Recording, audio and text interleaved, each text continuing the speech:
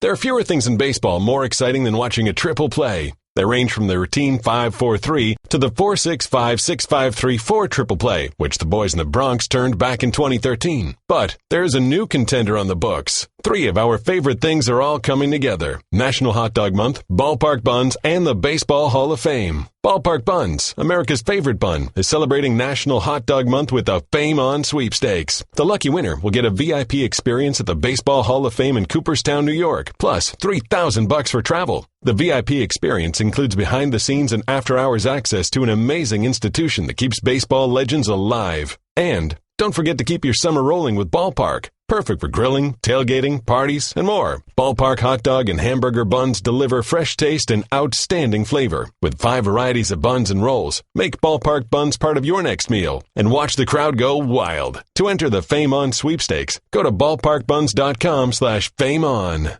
It's Client Appreciation Month at Sport Clips Haircuts. Get a double MVP for the price of an MVP, or cool it down and try the MVP on ice. It's our way of saying thanks for all you do. Hurry, ends July 31st. Sport Clips, it's good to be a guy. This is the Best of Mike and Mike podcast. Subscribe now by going to the Listen tab in the ESPN app. The Best of Mike and Mike.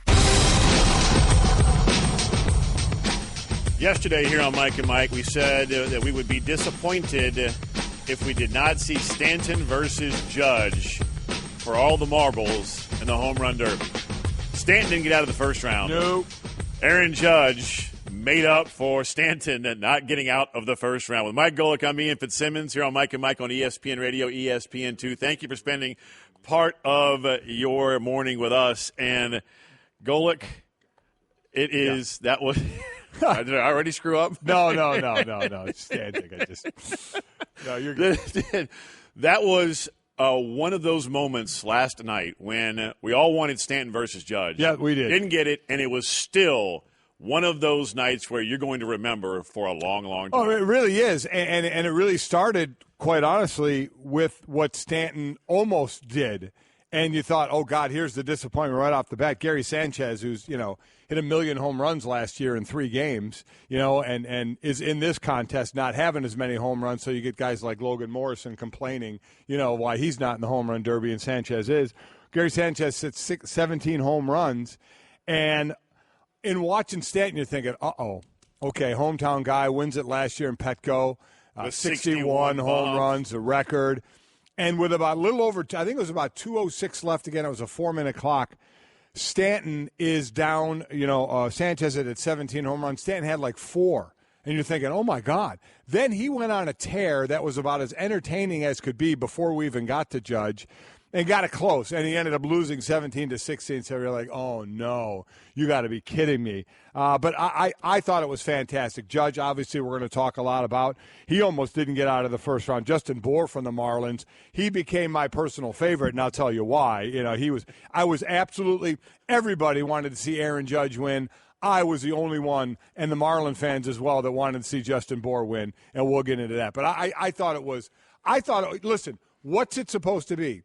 Entertaining. Was that entertaining? As you not? As Russell Crowe was saying, Gladdy, are you not entertained? If you weren't entertained last night, then the home run derby will never entertain you.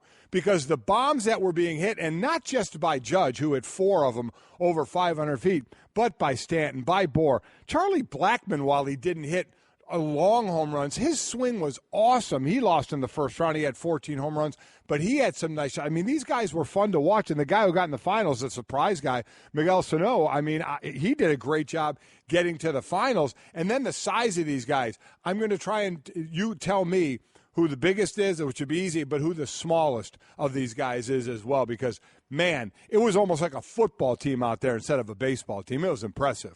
We are presented by Progressive Insurance. All guests like Mark Teixeira, Joe Buck will join us coming up in the final hour of the program, live from Miami for the All-Star festivities. They'll be here via the Shell Pennzoil Performance Line. Let's go ahead and get this thing started, Golic, with Off the Top. Let's start right there. Aaron Judge launches 47 home runs last night to become the first rookie to win the home run derby outright. Now, Stanton hit 61 last year, as you just mentioned. Right. But Judge hit not 1, not 2, not 3, but 4 over 500 feet. The longest being 513 feet. And watching the ball go off the bat on this guy, and watching the amount, I'd like to know the breakdown, maybe Hembo somewhere, of opposite field home runs that were hit. It would look like he mishit a ball, and it was over the fence. They had one. It was ridiculous. In his first round against Bohr, and we'll touch on your new hero. Oh, yeah. Dustin Bohr in a moment, which was a classic moment last night. What Giancarlo Stanton, his Marlins teammate, fed him to get him going after his timeout. But he hit one where he got jammed. And he hit it 450 feet. And the sound of Carl Ravitch last night where he went, did he get jammed and just hit that 450?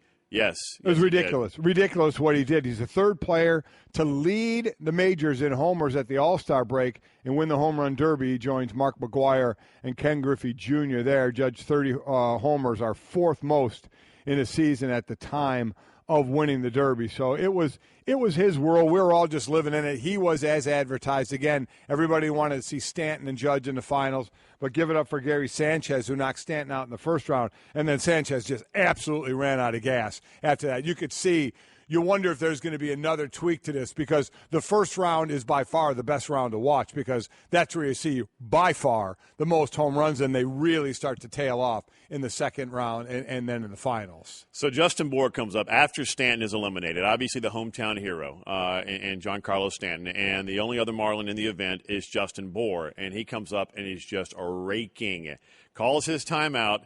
Stanton is on the set with our guys on ESPN, drops his headphones, runs over to Bohr and does what? Fed him a donut. I mean, right there, Justin Bohr's my guy. He now became my favorite. I immediately thought of you. By the way, Justin Bohr is 6'4", 279 pounds. He could be a 3 technique on the D line or a D end in a 4-man line. The dude's a big dude, gets a donut and washes it down with some Gatorade, and then proceeds to go for 22 home runs. I know I was thinking at that point, my guy Judge and Stanton are going to be out in the first round. And then Judge gets his extra time, and he ends up beating Bohr with his extra time, 23-22, and the rest, they say, is history. And so Stanton comes back over after feeding Bohr the donut, and Ravi asks him, what did you just give him? And just matter-of-factly, I mean, it's just very, I gave him a donut. Yeah. What do you think I gave him? Feeding the zoo animals. Like spinach. Give him what he needs. Give him that sugar burst. And I was right there with you. I really thought after 22, and he's getting the crowd into it. Oh, yeah. The crowd's going nuts, and he fed off of it. They did. And then when Judge came up, he was getting booed by the hometown crowd, which he should have. That's fine. Oh, absolutely. And I thought there was zero chance he could hit 23. Zero. Me too. I thought he was done. I thought him and Stanton were done, but he did. And that's what made it absolutely majestic last night. Just an outstanding event, and it had everything, including, yes, a donut. Off the top. The 88th All-Star Game takes place tonight at Marlins Park. Max Scherzer gets the start for the NL against Chris Sale of the American League. And I know we'll touch on this in a bit with Bryce Harper's idea, which is very interesting. He wants to draft the All-Star Game. We'll touch on that in a moment. But how long do you go with your starters? 2 innings tops? Oh, tops. Absolutely tops. There's no need to go anywhere. There's nothing on this game, which there should be. Should be nothing on this game. You go back, remember, from 2003 to 2016, the winner of this game, the winning league, was a home field in the World Series, which was one of the dumbest things ever. So they finally stopped that. But Scherzer, he joins Roy Halladay, Roger Clemens, Randy Johnson, Vita Blue, the only pitchers to start for the AL and the NL, and Chris Sale is the first pitcher ever to start the All-Star Game in consecutive season representing 2 different teams, and the first AL pitcher to start consecutive All-Star Games, period, since Dave Steve did it in 83 and 84. So these 2 guys, the 2 starters, have combined for 351 strikeouts, the most ever entering the All-Star Game by the game's starting pitcher. So you got a couple of good ones. That's just stupid. Yeah, it is. That's ridiculous. Off the top. Well, we mentioned it yesterday. There are 3 guys that we would have liked to have seen in any form or fashion: Andy Murray, Rafael Nadal, and Roger Federer in the finals for Wimbledon. One of those guys is now gone. It's amazing, too, the stamina of these guys. This match went 4 hours and 48 minutes. Gilles, am I getting that right? Gilles Mueller. That dude. Beat Nadal. Now, Mueller won the first 2 sets, 6-3, 6-4, lost the next 2, and then won the 5th set 15-13. 4 hours, 48 minutes. What a match. What a match it was, as Federer was winning in straight sets. Nadal is not out. So you have Federer and you have Murray left in this one. You have 37-year-old Venus Williams, who is playing a young lady who was born 11 days 11 days after Venus Williams made her debut in the 1997 French Open. Who she's playing was born 11 days after that. This young lady, Miss Ostapenko, yes, is playing 37-year-old Venus Williams, and you heard Golic correctly. She was not born when Venus Williams made her major debut at the French Open back in 1997. Just amazing. It's still surviving and advancing at Wimbledon. It's impressive. Oh, it's beyond impressive. And Nadal, I tell you what, he showed the heart of a champion, being down like that and coming back. But, again, we wanted Stanton Judge. We wanted Nadal or Federer or Murray. Now we're down to? Down to two. Off the top.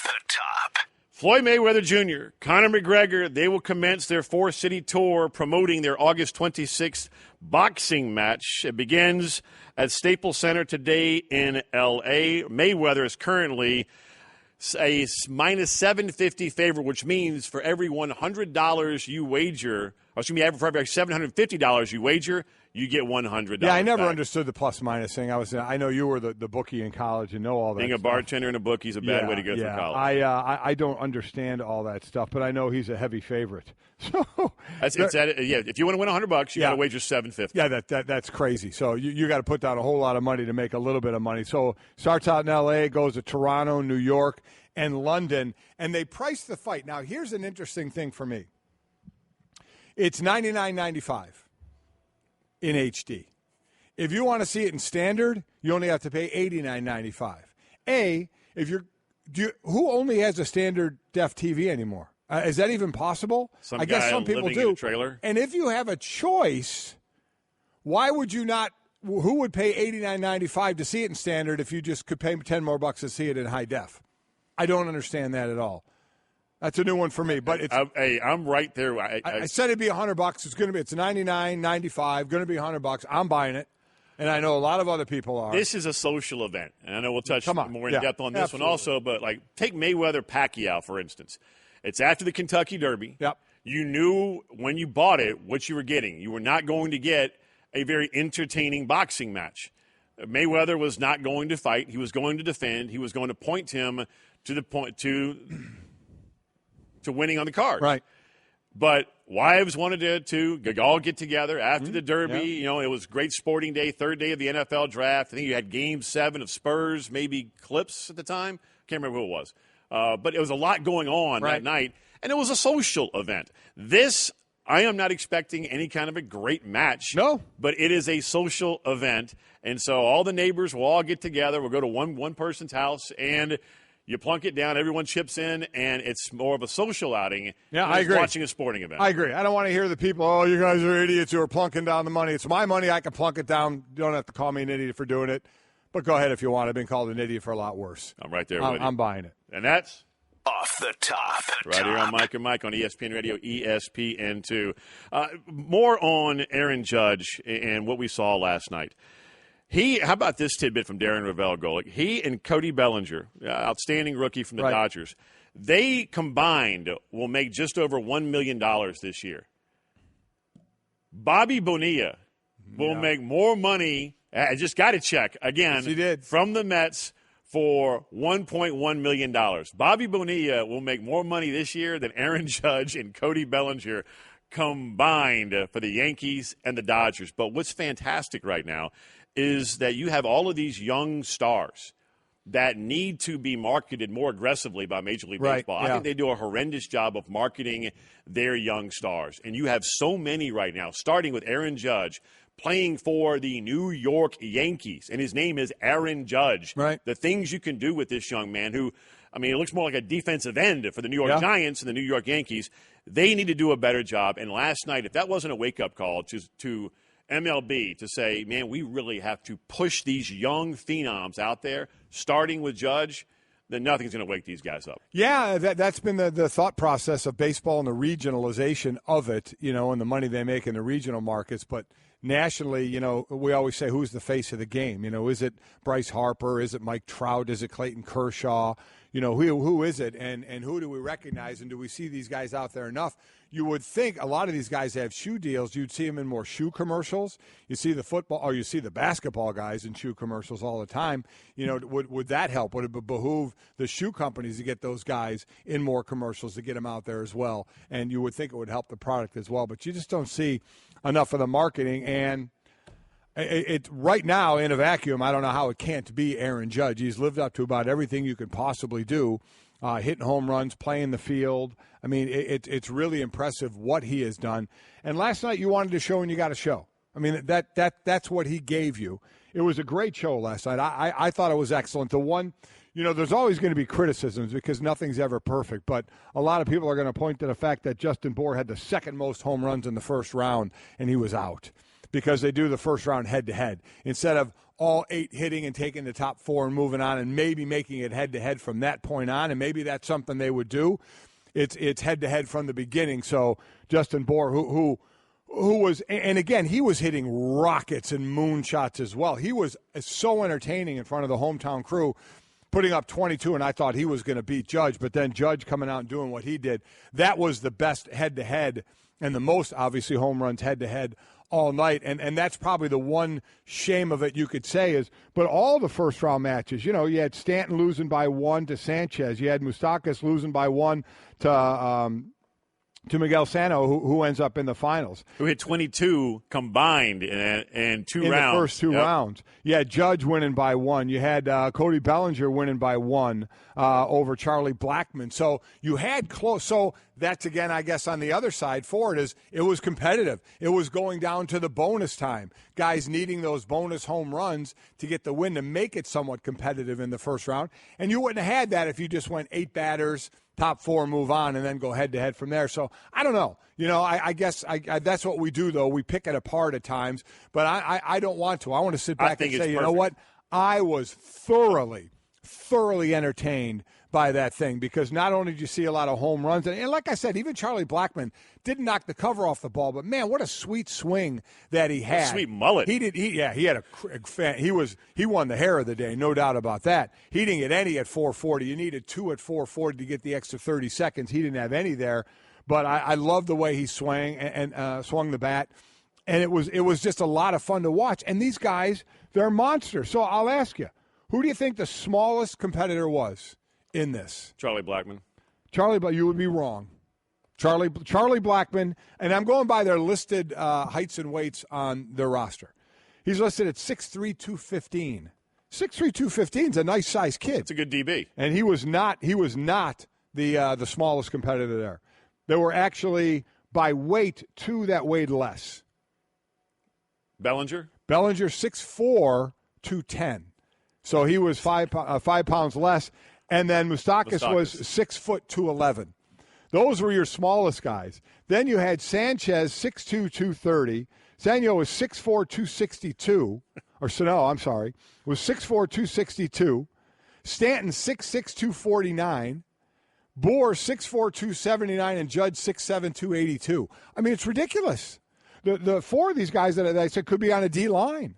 I mean, it was just amazing how big these guys are and how pretty they are swinging the bat. I mean, it was so entertaining. Oh, it was remarkable last night, and I wouldn't change the format. Leave it as it is. Yeah, because I can't complain. I heard people that was their complaint that Bour hits 22, the second most in round 1, and he's out. Why wouldn't you want to see that guy, swinging more? Or as we mentioned, Sano had 22 in the first 2 rounds combined. Judge and Bour beat that in round 1. But you know what? I don't want to complain about it. I was thoroughly entertained by it, so I thought it was great. And Aaron Judge and the Derby were in the zone, brought to you by AutoZone. Drive the new Duralast GT brake pads, proven tough from the tracks to the streets, and sold only at AutoZone. Get in the zone, AutoZone. To your point about the size of these guys, yeah. Tim Kirkson's not a big dude. No, he's not. He's Muggsy Bogues type point guard small. But he was beyond impressed with what he saw, not just with the moonshots, but just the appearance, the size of the guys last night and Judge's performance. Here's Tim Kirkchin. Well, to me, what made it different was the sheer size of the people in this. Giancarlo Stanton was the third biggest guy in this competition. Miguel Sano is bigger, Aaron Judge is bigger, but this was all about Aaron Judge. As great as some other, guys were tonight, Aaron Judge hit 47 home runs and basically quit with 1:53 to go because he already won it. In the second round, he averaged 457 feet per home run. There were 4 home runs hit over 500 feet tonight, and Aaron Judge hit them all, including one 513 feet. And Bucci, about 20 times tonight, I just shook my head and wondered, how can a human being hit it that far? Well, you can hit it that far when you're 6'7", 282, and you have a great swing, and you're a great athlete. That was really amazing. It was actually 3. Bohr is bigger than Stanton as well at 6'4", 279 if you're going by weight. And that was the thing with me with Judge is his opposite field home runs. It was incredible. Incredible going opposite field and still knocking it over the wall. Again, there are those that are going to say maybe it was a little anticlimactic. He needed only 15 swings in the finals. To hit 11 bombs. 15 swings to get 11 home runs, and there was a $1:53 left on the clock of extra time for him. So, there are going to be those that listen, the guys just get tired. They absolutely get tired because they know they got to knock as many home runs out to keep moving on. Some guys need a donut. Especially, exactly right. Especially the guys that are going first. They can't. They're going to have to use the entire 4 minutes to set the mark for the next guy. So, basically the next guys only need to beat that by 1 so they can go less time, which is what exactly Judge did in the finals. And something else happened yesterday at the All-Star game, not just these majestic shots that were hit by these gladiators last night in the Home Run Derby, but Bryce Harper was asked about the All-Star game format. We'll touch on that coming up in a little bit. He wants to draft players so that he could face his teammate in Max Scherzer, which we don't see. Interesting concept from Bryce Harper. Yes, it is. But are we trying to fix something that's not broken? Right. As we all agree that I think the MLB has the best All-Star game of all the big 4 sports. The best of Mike and Mike. With Mike Golic, I'm Ian Fitzsimmons here on ESPN Radio, ESPN News, as we are presented by Progressive Insurance. And all guests like Mark Teixeira, Joe Buck, coming up in the final hour of the program. We'll be here via the Shell Pennzoil Performance Line. And for people listening on ESPN Radio, we just showed the clip of Giancarlo Stanton rushing off of the ESPN set, throwing his headset down as Justin Bohr, his teammate, calls the timeout during the Home Run Derby and runs over and feeds him a donut, and the smile and the jubilation and this awesome. It came across your face. It's awesome. Justin Bohr ended up hitting 22 home runs. I thought I didn't think that Judge was going to be able to beat him, but he became my hero at that point. One time I played Greeny in a tennis match. I picked. He got to pick his sport. It was tennis. So I said, I'll beat you in tennis. Now, he did. He did beat me. He beat me 6-4. It was a hot day when we played, and we were at a tennis tournament in, I forgot where it was, but there were some fans there, and in between sets, I drank some of the fans' beer and ate a donut as well. Better? To try. Well, I lost, so, and it turns out it was like 100 degrees, and beer and a donut's a horrible thing.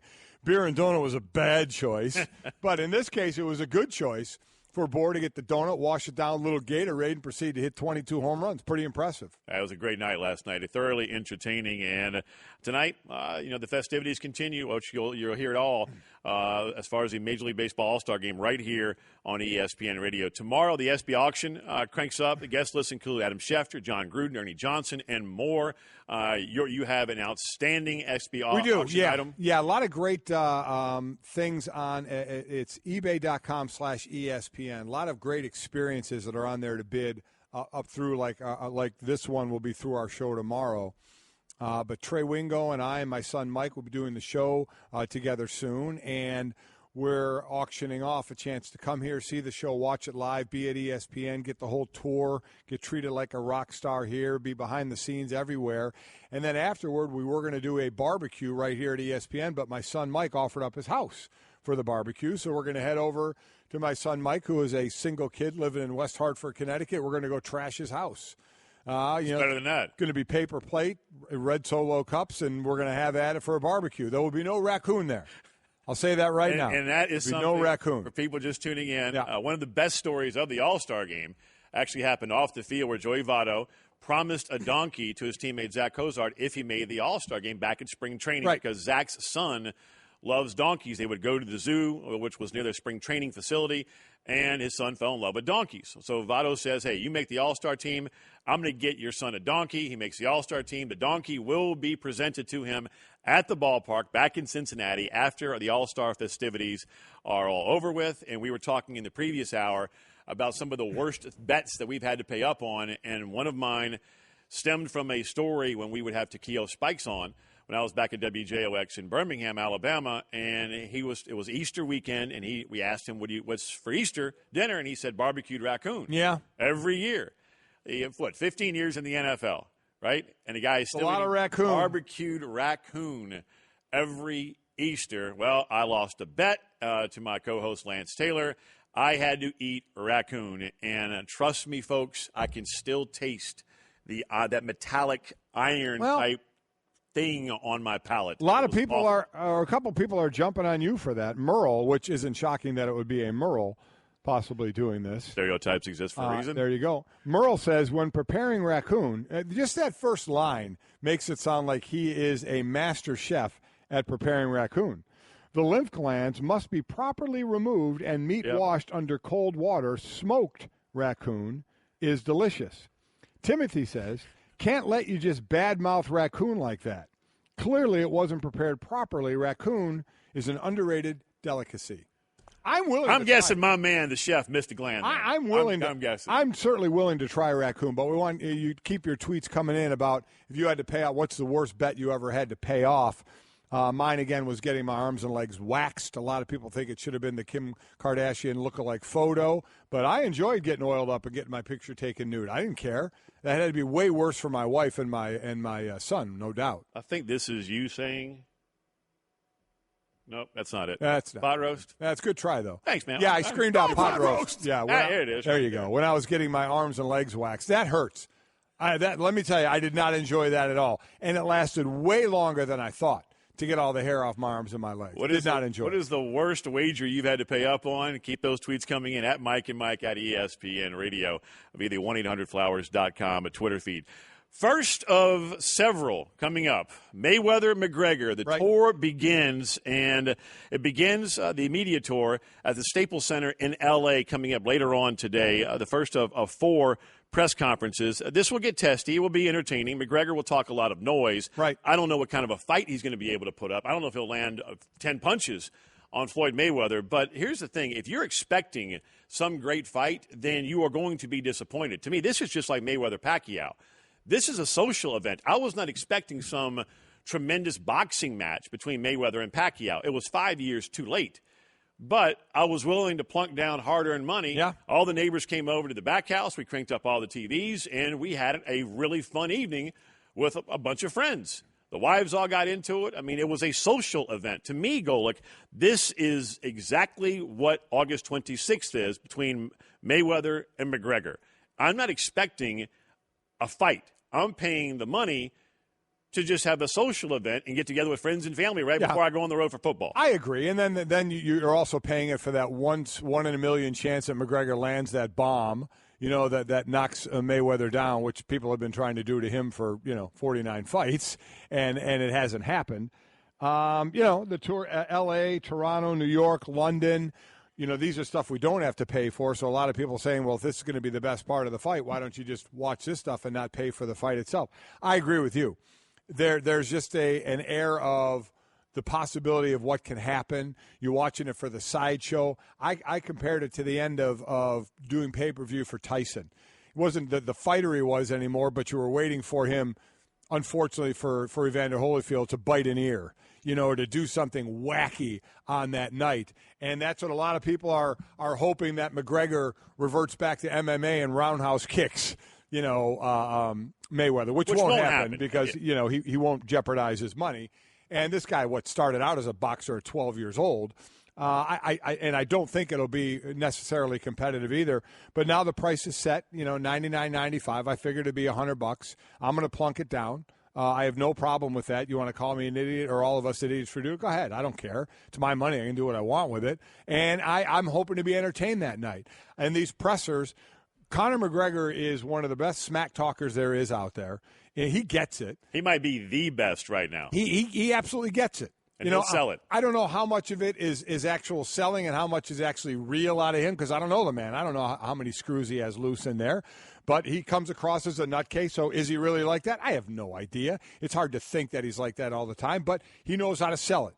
If a lot of this is an act, then he is great at it. If this is him personally, then, enjoy stepping in the ring of the guy in MMA. Boxing's different because he can only use his fists here.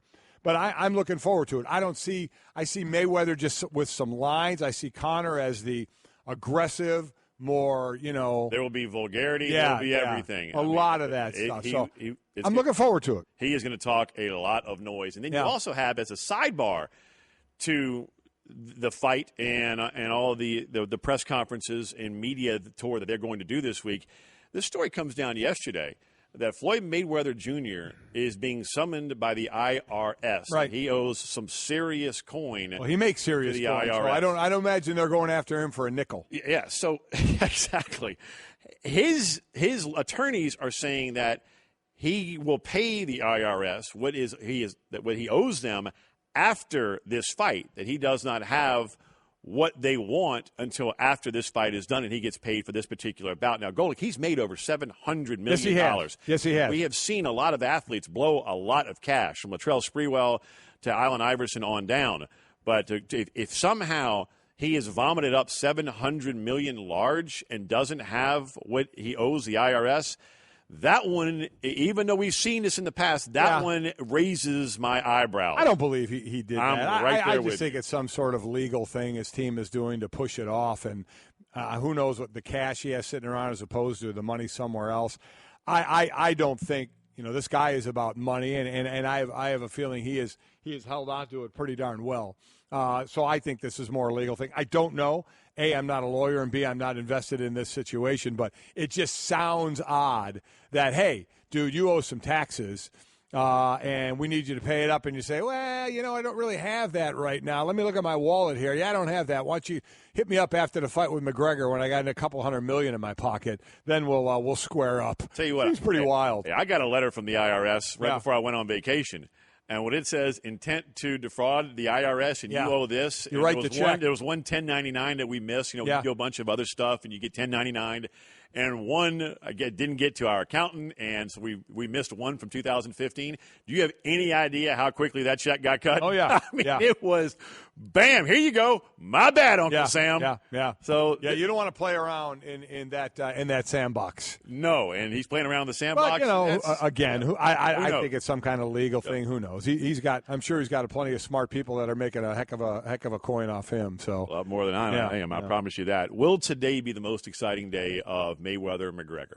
I don't know if it'll be the most exciting. It'll be one of. They'll have a few of these press conferences. The weigh-in, I think, will be interesting as well when they square off as well. So I think there'll be steps along the way. I would be stunned if they don't come out of the gate strong because what's the whole idea of this? As I said, on this show, and you haven't heard me say it, I think after this fight is over and after Mayweather beats him, whether he knocks him out or just beats him, I had said that McGregor should walk over to Mayweather's locker room after and they should, share some champagne and said, we did it, dude.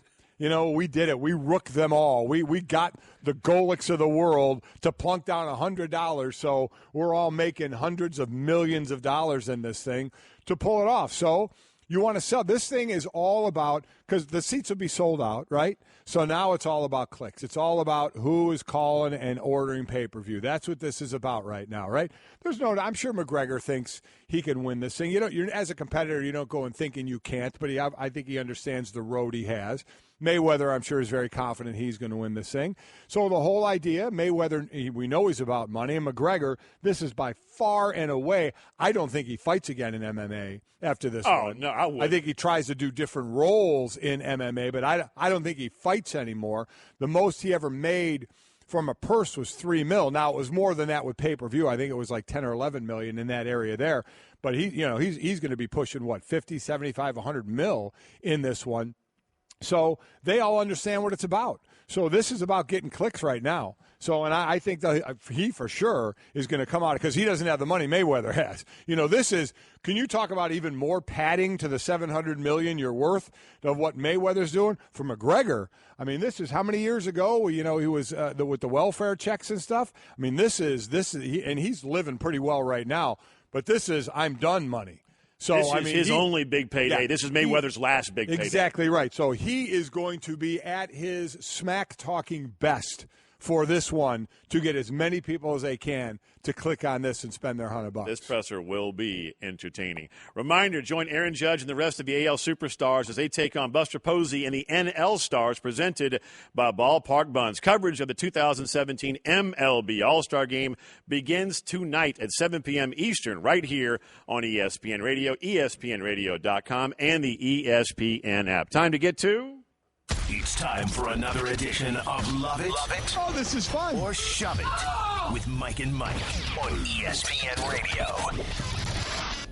With Mike Golic, I'm Ian Fitzsimmons here on ESPN Radio, ESPN News, and there's our old buddy Bubba. What's up?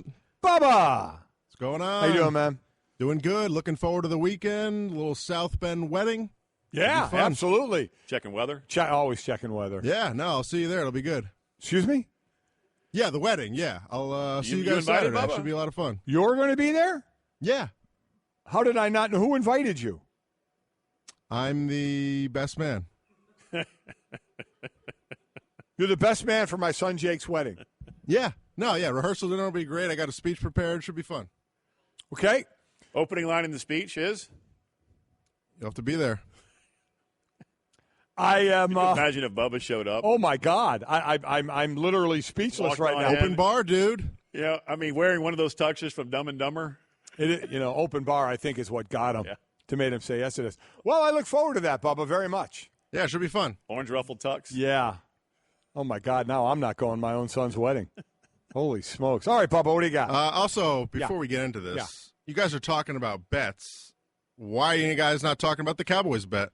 You may remember summer 2014, over under 10.5 Cowboys. My dad and I are first class. But that wasn't. This was about what's the worst bet you had to pay off. I mean, that was just pretty embarrassing for you. It was, but I enjoyed sending you and especially your father. And I met your father at the grocery store. And what a lovely man. Yeah, which, you sure did. Which makes me stunned that you're his son and how he's sorely disappointed in that. And he kind of whispered that into my ear right before we left. He said, damn disappointment were the two words that came out of his mouth. Listen, I'm just repeating what I heard. But no, I enjoyed it. I sent he and his father to a Cowboy playoff game. So I enjoyed doing that more for your father than you. All right. Whatever. I mean, eating raccoon and having your legs and arms waxed are going to be a little bit more harsh than sending Bubba and his dad to a playoff game, yeah. All right. Ask a question, Bubba. Let's go. Competing in the Derby will negatively affect Aaron Judge's swing in the second half. Love it or shove it. I hate to want to think it's going to. I know everybody throws up Bobby Abreu back in 2005. It's one example. He had 307, 18 home runs in the first half, 260 and 6 home runs in the second half after winning the home run derby. I don't want to believe that. We're going to have Mark Teixeira on, and he was talking about that a little bit last night because he was asked, will it affect? And he talks about the amount of swings you take like this in a normal batting practice anyway before a game when you're trying to hit some bombs and if this should affect his swing. I don't believe – he doesn't think it will. I don't want it. So I'm going to shove this just because I find it hard to believe that 47 swings of guys that take a lot of swings, and I know, listen, this guy is usually a lot of times swinging and hitting home runs anyway, that this is going to have a negative effect. So I want to shove this. I'm shoving it also, and I think it was Gary Sanchez that said through an interpreter. I think it was Gary Sanchez. Like, hey, I'm not surprised at what Judge just did. I see it every day in batting practice. Yeah, right. So I'm shoving this also. I don't think it will affect him at all. All right, Bubba. Bryce Harper says the two top vote getters should draft the All-Stars. You saw this in the Pro Bowl. It wasn't the current players. They brought former legends, Hall of Famers in, and they would draft teams. Yeah, right, Michael Irvin. That's when they went outside of the conferences. And listen, the Pro Bowl in football, they're looking for ways to improve it because it's horrid, right? It's the worst of all of the four. Everybody admits that. So baseball is not. I'm like, why mess with it? I like it the way it is. I'm glad there's no meaning on it anymore. So if you want to mix and match the leagues, I don't care either about that. And that's something you could do if you're drafting team, if you want to mix the leagues. But I'm kind of I like it how it is. I would not mess with this thing. If you're just tuning in, Bryce Harper, also went on to say, how cool would it be for me to be going up against Max Scherzer? So you just draft whomever, and that's something that you don't get to see, teammate versus teammate. But this is one thing that is not broken. It is the best of all the All-Star games. I shove this also. I think that you don't try and fix something that's not broken. Right now, the All-Star game is easily the best of the four. You would pay more than the $100 they set for the Mayweather-McGregor fight. Yep. Love it or shove it. Yeah, I'd pay $105. Sure. I mean, obviously there's a limit everywhere of how high you would go, and that's kind of what you try and find when you set the price. This is normally the highest price out there, right? I mean, when you're getting to 100. But was what was Pacquiao? And it was $100? It was like $90. Yeah, it was $99. Right so in that same it was the neighborhood. same thing. So you knew this was going to be the same thing. Everybody has a limit how high you would go. If you get a group of people and you're going to split it, go a little higher. Where you go, right? So I would probably go higher than this. I don't know what my line would be, but I would go higher than $100. So I would love that. I'm right there with you. I would too, because we're doing that very thing. We already have it planned. Right. We're going to head over to old Jason Price's house, side Price. We're heading to your casa, and that's it. It's about 10 of us that are all getting together. It's a social event, not expecting some big fight. So yeah, I love it. I actually would be that idiot and pay more than $100 because it's really going to cost me like 10 to 15. We're two idiots up here. So there you go, Bubba. What's the next one? I could have told you that. Lonzo Ball was ducking De'Aaron Fox in the Summer League last night. Love it or shove it. So Lonzo Ball didn't play last night with a groin situation, and De'Aaron Fox had a little fun with a tweet about that, but then, deleted it. Had his fun, deleted it, and said, listen, nobody's ducking anybody. Remember, De'Aaron Fox has owned Lonzo Ball on the hardwood on college. And a lot of people saying, is he ducking him? I think that's ridiculous. I don't think there's any way that Lonzo Ball or anybody's thinking about ducking anybody. If you get the slightest bit of an injury in the Summer League, you sit for a bit. That's just the way it is. So I completely shove that. I say there's no way he's ducking him. And this comes from how De'Aaron Fox just owned him in the NCAA tournament. Right. And so that's where this whole thing stems from, and I'm with you. I'm shoving it. If there's any little thing wrong, especially with the number 2 overall pick, you sit him. It's Summer League. Like you and I were both surprised he played 34 minutes when he got that triple-double in Game 2. So this is one of those deals where it was because it's De'Aaron, right, and what happened in the NCAA tournament, that's why this whole thing came up. I'm not buying it. I'm shoving it. Bubba, do you have to what's the worst payoff of a bet you've had? I think I've just won every bet. Yeah, so I don't know. I can see why your father says what he said about I just win. Right, Carmelo Anthony will be a Nick on opening night. Oh, my God. Love it We're or shove doing it. another one. I should have said that was it. Carmelo Anthony will be a Nick opening night. Love it. Yes. You yes. think he is? Just to torment James Dolan. Because he has the no trade clause. No, I mean, he's not trading me. Think he finishes the year as a Nick? Yes, just because I want to see that. You want to see it? I'm going to say to torment Dolan. I'm going to shove that. I'm going to say he's going to be gone. I'm going to say they're going to work it out, and he's going to be gone. He's going to be in Houston. And on a serious note, though, because part of it is I just want to see the torment continue with the Knicks in that whole situation. Right. But it's going to be hard to match that max money. Yes, it is. That's the one reason why I think it'll be like everyone's talking about the Rockets. We had Mike D'Antoni on yesterday talking about it. We didn't get him fined. But to make that match is going to be difficult. Yep, I completely agree. Bubba, we're done. We're done. Got one more here? No, we're done. Done. We're done. Kirk Cousins. Field Yates will answer the Kirk Cousins question. Love it or shove it. No. Shoving you. We're done. Why don't you go interview with Stephen Mills for the GM job at the Knicks? Why don't you go Already do something did like that. Good one. All right, goodbye, Bubba. See you Saturday. Yeah. Speaking of Field Yates. 6 Schlitzes. Friday is a rehearsal dinner. That's the open bar and everything else. You got to be speech ready. Hey, I give it to Bubba. He caught me off guard on that one. That was pretty good. Home isn't just a place, it's a feeling. Whether you're at home, your business, or online, ADT helps keep you safe. With security systems, home automation, alarms, and surveillance. So you can feel at home, wherever you are. Go to ADT.com to get that feeling. ADT. Home. Safe home.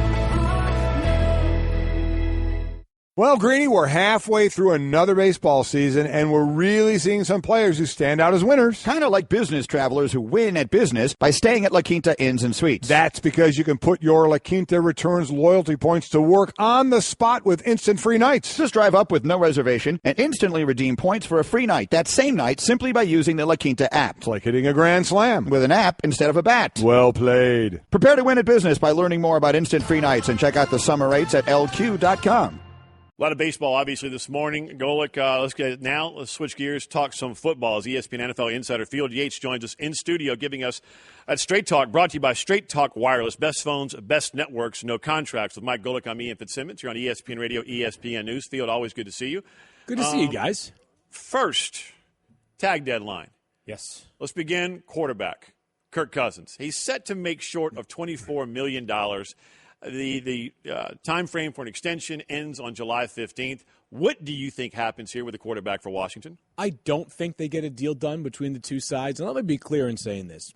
There are basically two parties involved that have any idea of what's really going to happen. It's the team and the player, whether we're talking about Kirk Cousins, Le'Veon Bell, or even Trumaine Johnson. So, and their opinion or their sort of sentiment on the matter could change dramatically as we get closer to that deadline. Kirk Cousins could say, listen, it's 5 hours until the deadline's up, and even though I'm not entirely comfortable with the offer, the idea of $45 million guaranteed versus the $24 million guaranteed, let's just take it. So we'll see what happens. But I would say that people around the NFL certainly view it as a bona fide long shot at best if this deal gets done. Kirk Cousins has plenty of leverage. If he plays out this year and just plays not great, but above average, right? Yeah. Of course someone's going to come calling next year, or Washington might say, all right, well, we're still going to tag you for a third and final time. And if they use that franchise tag, that's $44 million guaranteed for Kirk Cousins if he signs that tender. So I think he's in a pretty good spot right now to get paid one way or another. Yeah, I don't think the long-term deal's coming now. I think he's going to play on the tag again. The next year is going to play out. How about Le'Veon Bell? Le'Veon Bell, I wouldn't be surprised if a deal got done, only because it's clear the interest is mutual in getting a long-term deal done. This is an organization in the Steelers that has a draft, develop, and reinvest philosophy. I mean, this dates decades back, and it's not like they haven't used that same approach of late. It's not just Ben Roethlisberger, it's not just Antonio Brown. It's guys like David DeCastro on the offensive line, other players along the defensive side of the ball that will eventually get paid as well. I think the issue here is this, is the franchise tag value for Le'Veon Bell is $12.12 million for this season.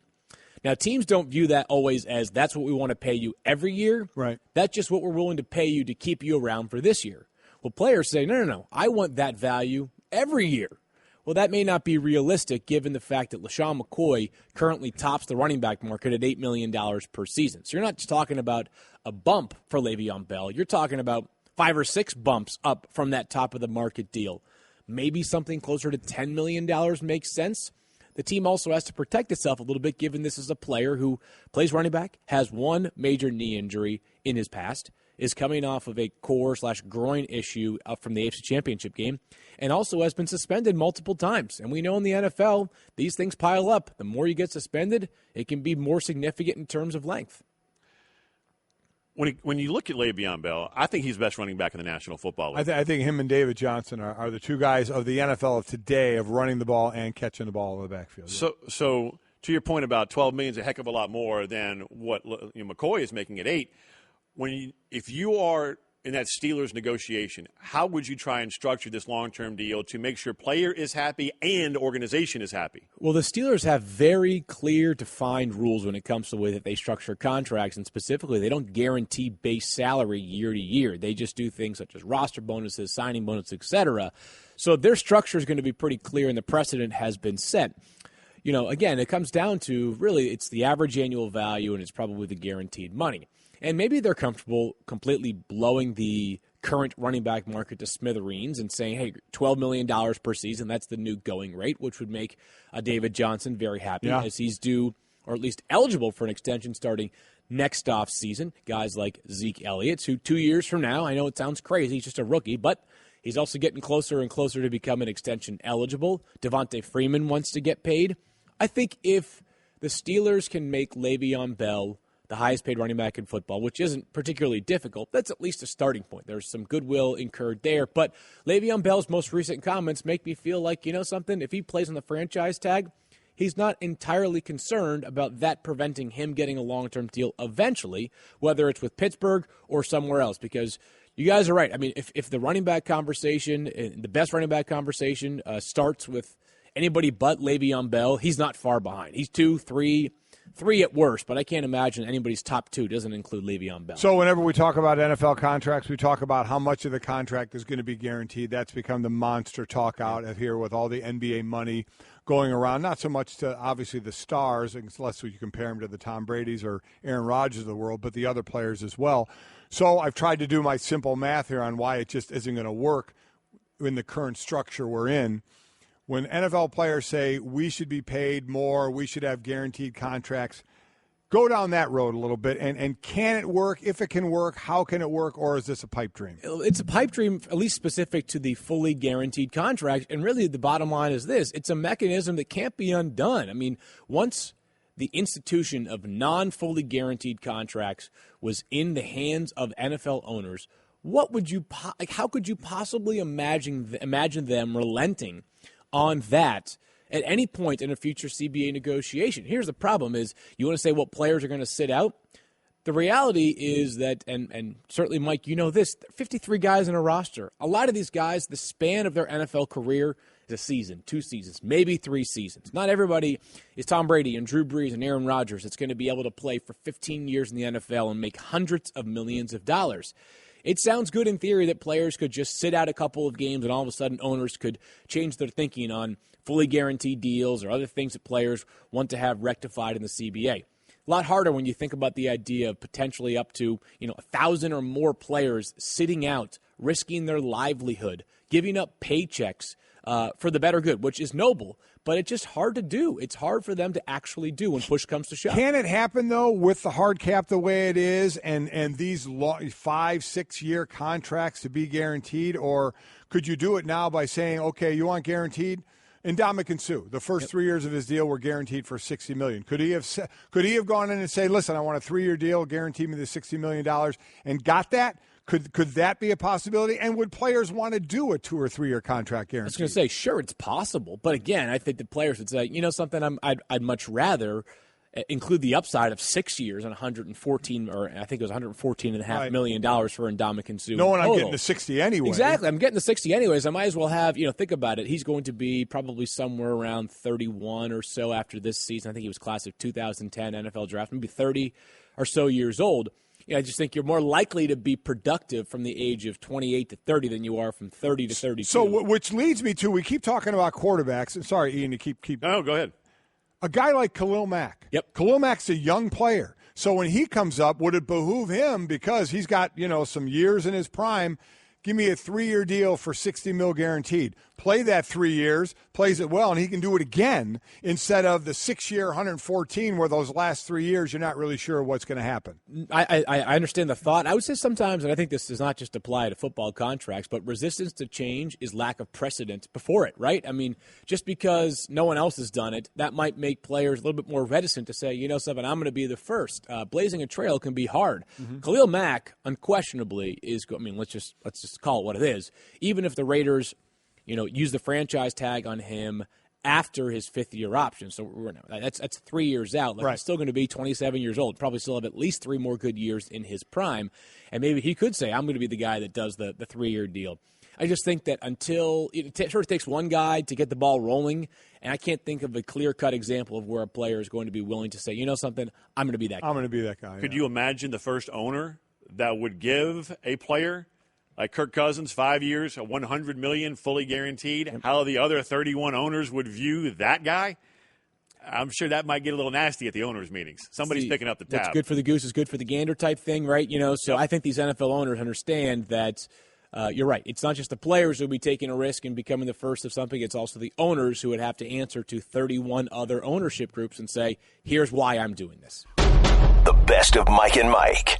With Mike Golic, I'm Ian Fitzsimmons here on ESPN Radio, brought to you in part by Progressive Insurance and all guests like Mark Teixeira And Joe Buck coming up in the next hour of the program will join us via the Shell Pennzoil Performance Line. You can send in those worst bets you've had to pay up on to the 1-800-Flowers.com Twitter feed at Mike and Mike. Mine is having to eat raccoon after losing an NCAA bracket challenge. It was prepared gumbo style. I think they missed a gland, and it was – I can still taste the metallic – type irony thing on my palate. Yours was getting legs. Mine was getting my legs and arms waxed because it really, really hurt. Russell lost a bet, had to sell fudgesicles at a sporting goods store in a Speedo. 10-degree weather, by the way. See, I like that kind of stuff. I think that's pretty cool. I think that's pretty cool. And he donated the cash to the Salvation Army. That's great. Awesome. I like bets like that. Jonathan says he had to wear a red skirt, a blouse, and high heels an entire Saturday. I mean, isn't that just another Saturday? To me, that's a Friday night. There you go. Yeah, I mean, come on now. We'll talk to Stugatz in a few minutes. He's lost a few to you. Stugatz, we could talk an hour with him about paying off lost bets because that's all he does is lose bets and has to get a body part shaved or have to do something ridiculous. So he'll add plenty to this conversation, no doubt about it. He's coming up in about 5 minutes right here on ESPN Radio. Remember, the ESPYs are tomorrow. It's one of the best things that we do, raising money for the Jimmy V Foundation. Your auction item is absolutely outstanding, and it involves a barbecue also at your son's house. It does. With a lot of great experiences. One of them for this particular one, you're going to come into Bristol. You're going to hang out here at ESPN behind the scenes at the show with me, Trey Wingo, and my son Mike. Behind the scenes, hang out here, sit on the orange sofas here and watch the show, meet all the behind-the-scenes people, take a great tour of ESPN, get this great experience here. And then we were going to feed you here with a barbecue, but my son offered up his house. So he's a single kid living in West Hartford, and we're going to go to his house, of which he has a ping pong table, an air hockey table, and a grill. And we're going to have at it. We're going to trash his house.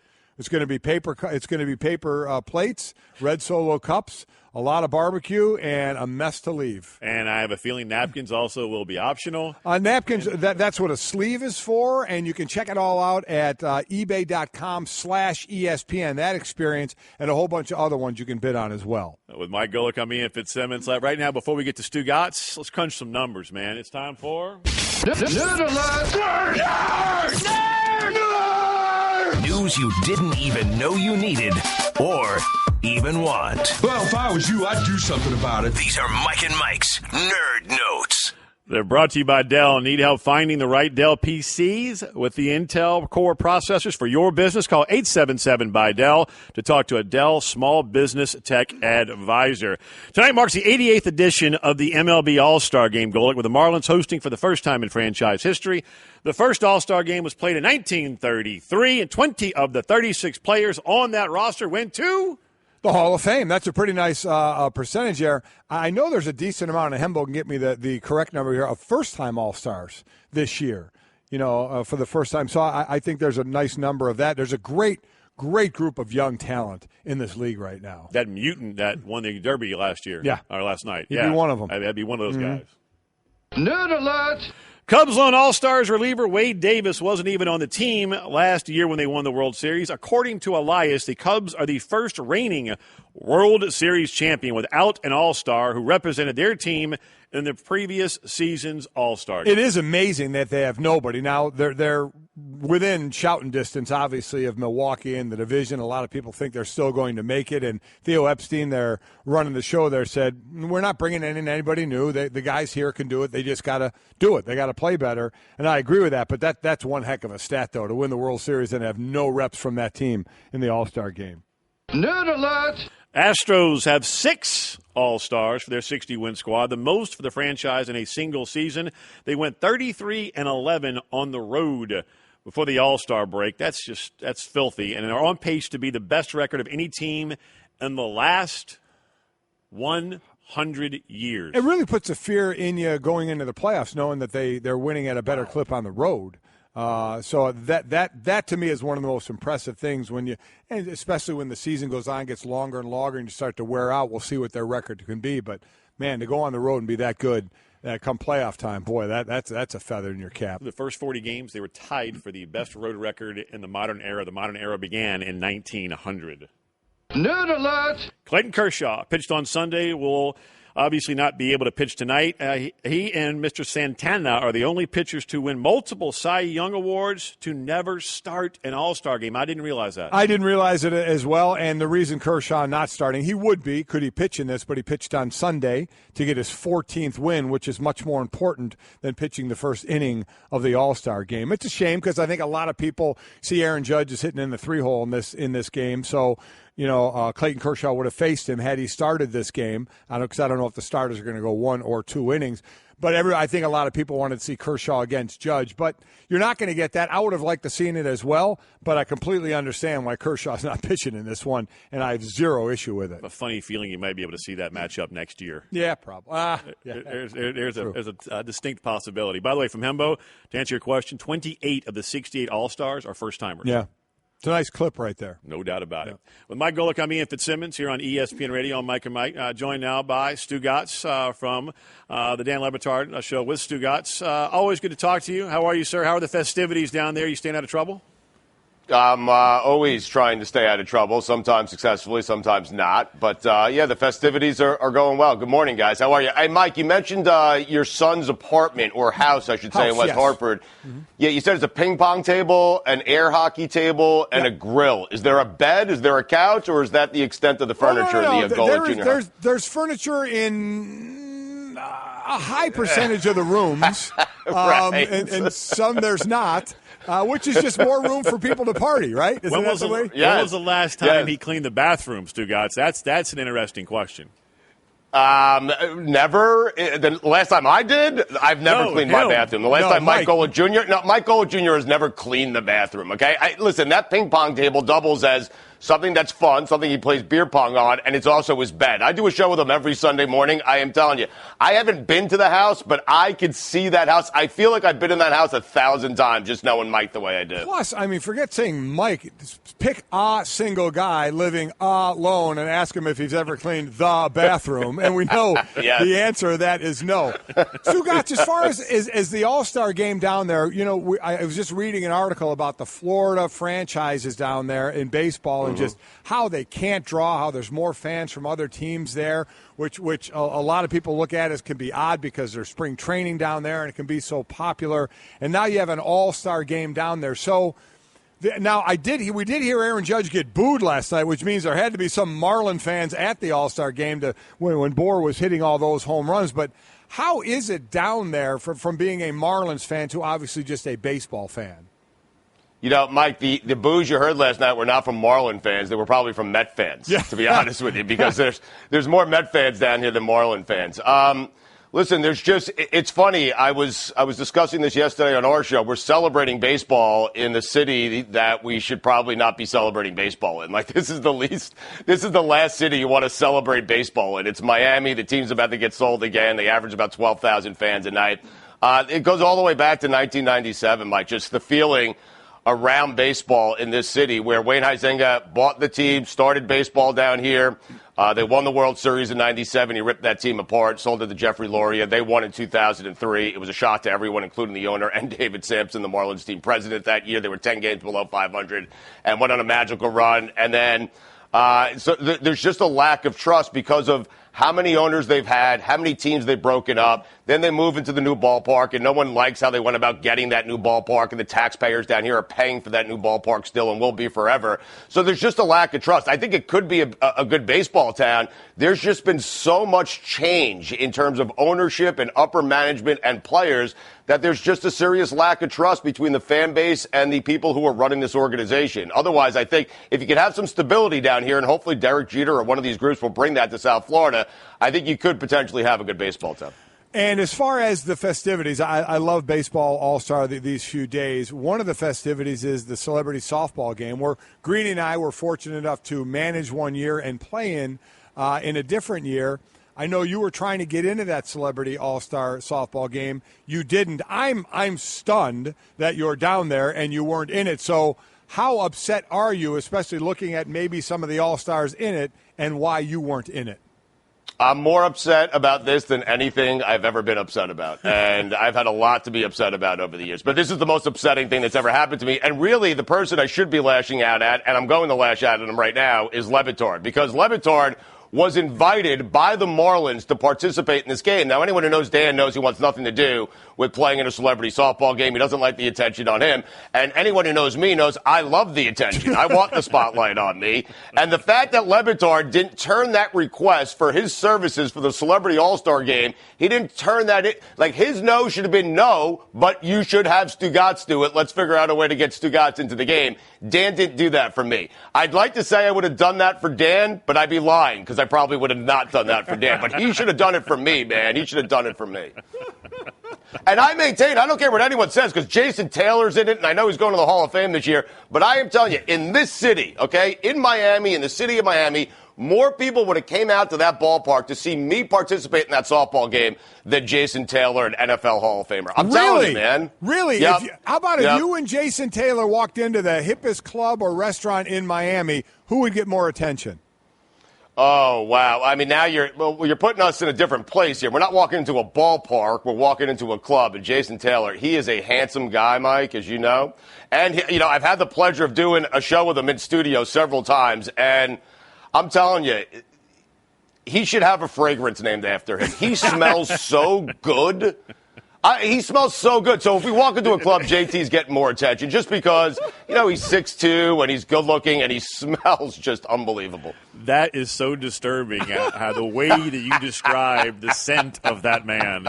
I mean, there is something so wrong with that. He's got to bottle it up, though. I'm telling you, JT. That's what he's got to do. Just call it JT. He's got to bottle it up, man. Stugotz here with us on Mike and Mike on ESPN Radio with Mike Golic. I'm Ian Fitzsimmons. You've lost a lot of bets, several to the man to my left right here. Here on ESPN Radio. Zach Cozart getting that donkey from Joey Votto for being named to the NL All-Star team is absolutely sensational. Votto living up to the promise that he gave him going all the way back to spring training. Of all the bets that you have lost, what is the worst? Wow. I would have to say that, it's the bet I made with Golic. Like, I challenged Golic. I made a bet against Mike Golic eating, was it 36 donuts, Mike? 36 donuts? He had 36 of those little donuts, yeah. Yeah, he had 36. He had an omelet before. He ate, I think, 39. He did sit-ups and push-ups afterwards just to rub it in my face. Like, challenging. I learned my lesson there. I will never, ever, because it cost me my hair and I had to shave my head bald. And, Mike, I still owe you a chest waxing, by the way, as well. I never did that, just to be completely honest here. Because you know me, I'm all about honesty, Mike Golic. Oh, yeah, that's so you. I would say... Yes, I would say that bet, Mike Golic. Making an eating challenge bet with Mike Golic is probably the dumbest bet I've ever made. Yeah, I would have figured you may have learned that. Again, he ate the 36 little donuts in 3 hours. I ate them in 10 minutes. So, it couldn't have been more of a bludgeoning than that. Mm-hmm. They make you the Olympic champion that you are today. Well, we can certainly talk about that. One other thing before we get to beef stew. The McGregor-Mayweather, the press tour begins today in L.A., goes to Toronto, goes through New York as well. First, they set the price. We knew it was going to be $100, $99.95. Are you buying the fight, and how entertaining do you think these pressers are going to be? I think the pressers are going to be wildly entertaining, more so because of Conor McGregor than Floyd Mayweather. Like, he's just, when it comes to the hype game, there is no one better going today than Conor McGregor. So I'm looking forward to that. And Floyd will obviously, he's not shy. He will chip in. And so the totality, both of them together doing press conferences leading up to this thing might be more entertaining than the fight. I will actually buy the fight, though. I am intrigued by this fight. And I haven't purchased the fight in a long time. I did not buy the Pacquiao fight. I will purchase this fight.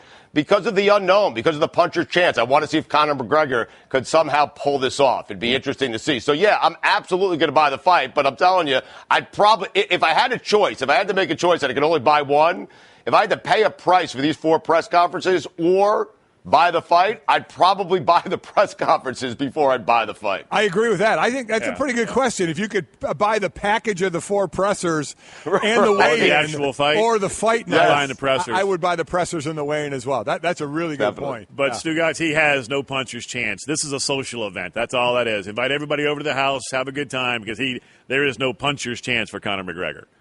All right, I'm okay with that. I'm okay with the social event and having people over my house. I'm okay. I'm okay with the spectacle. That's what I want. Listen, we haven't had much from the world of boxing in the last decade, so we'll take what we can get. And so we have a fight here that people are interested in with two guys, and I hear what you're saying.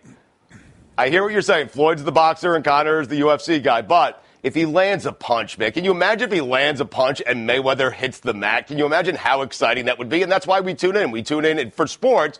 Many times we tune in for the unknown, and we'll see what happens. It's Dumber and Dumber, so you're saying there's a chance. You just never know. We're all willing to plunk down $100 for the possibility of that chance. All right, Beef Stew here. Stu, bigger beef with the Knicks for paying Tim Hardaway Jr. $71 million or for failing to get David Griffin as their GM? Well, I think they go hand in hand. I think, it's no coincidence that David Griffin announced that he was no longer interested in the job after the Knicks signed Tim Hardaway Jr. to a 4-year, $71 million contract. David Griffin doesn't want to be saddled with that contract and the whole situation with Carmelo. My beef is just with the Knicks in totality. Like, you got rid of Phil Jackson. That was a really great day for Knicks fans, getting rid of Phil Jackson.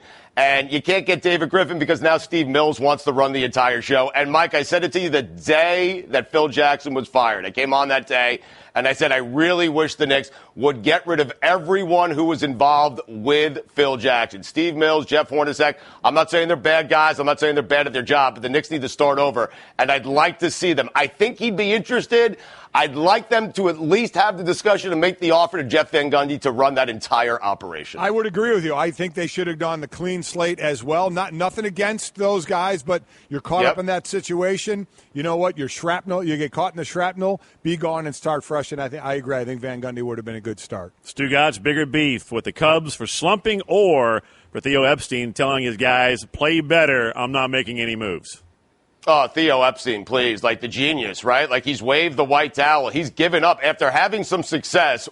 I mean, Theo Epstein has absolutely thrown in the towel. Are you kidding? Just play better? Theo, your job is not to tell the players to play better. Your job, that's Joe Madden's job, and it's the players' job to get themselves to actually play better. I don't want to hear that from the genius, from the general manager, from the guy that everyone is sending to the Hall of Fame already. No, it's not about playing better. Your job, Theo Epstein, your job is to make the roster better. That is your job. Your job is not to give motivational speeches and tell the players you currently have to play better. They won a World Series last year. They should be playing better. I agree with you. But the reality is they're not playing as well as they were last year. Hendricks isn't as good. Arrieta's not as good. The entire staff is not as good. And it is Theo's job to go out and make deals to improve that roster before the deadline to give the Cubs the best chance to win a back-to-back championship. That's it. That's his job. His job is to improve the roster. I could not disagree with you more. I think who out there... You want those guys to play better? I mean, no. It's essentially the same squad. Why? I want to hear that from Joe Madden. I don't want to hear that from Theo Epstein. Theo Epstein's job is to go get better players. Give me a break. It is nearly the same squad as the last 2 years. Who out there are you going to go get that's going to be better than what you have in that clubhouse right now? That's not my job. That's his job to figure out who he's going to go get. He's got a lot of assets. Use them and improve the roster. Arrieta's not as good. Hendricks is not as good. Some of those everyday players are not as good. And it's his job to go out and improve the roster. So go do it. Oh, I like Stugatz getting a little feisty, and maybe this might be the reason for it, this last question. Bigger beef, Stugatz, with the Marlins, who can't sell out the All-Star game, or with all the people coming to Miami making your commute awful? All the people coming to Miami to celebrate a game that should not be celebrated in the city of Miami. Get out of our city. It took me an hour and a half to get here today. You know, one of the things I look forward to with this commute, Mike, is the summer, because everyone clears out of here. All the people from up north, they go back up north and they enjoy the summer up there because it's brutal down here. Plus, there's no school. So I usually get here in like 45 to 50 minutes. But now with the influx of all the traffic, all the out-of-towners, all the people, basically it's just everyone from ESPN.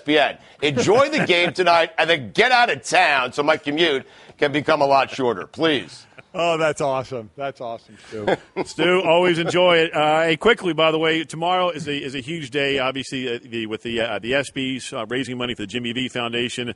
The Le Batard ESPY Experience. For people who may not know, please let everyone know what you guys are doing for the Jimmy V Foundation. Yeah, we appreciate all the interest. We have a lot of money raised already, and we're hoping to get a lot more. So every year we do this. It's a great time. You come out, you hang out, check out the radio show. Once the radio show is done, you hop over to the HQ set. You hang out with Dan and Poppy. You watch them do their TV show. We hang out. We have a little lunch. Then, listen, I don't know if Dan's aware of this, but then everyone just goes over to Dan's apartment. You get to hang out there and have a few cocktails with him. And then we go to the Heat game, and hopefully you'll meet Pat Riley. Hopefully you meet some players. But Dan and I will attend the Heat game with you this year. And it's always, we've done this 3 or 4 consecutive years now, and we always have a blast. It is. Let me tell you, it's leading the way. As I said, ebay.com/ESPN, that's where all these experiences are. And this one is leading the way. You guys are over $15,000. It's an incredible experience that goes throughout the entire day. So it's a good job out of you guys. Really, really impressive. And we hope to see that number go up because we know the money's all going for a great cause. So good job out of you guys. And Stu, as usual, thanks for joining us this morning. All right, guys. And I'll be bidding on that Golic Jr. experience. That sounds fun. Okay, Kevin, for the grand prize of $1 million. What color is the White House? I know this. 5 seconds. Oh, switching to Geico could save you a bunch of money on car insurance? Okay. Judges?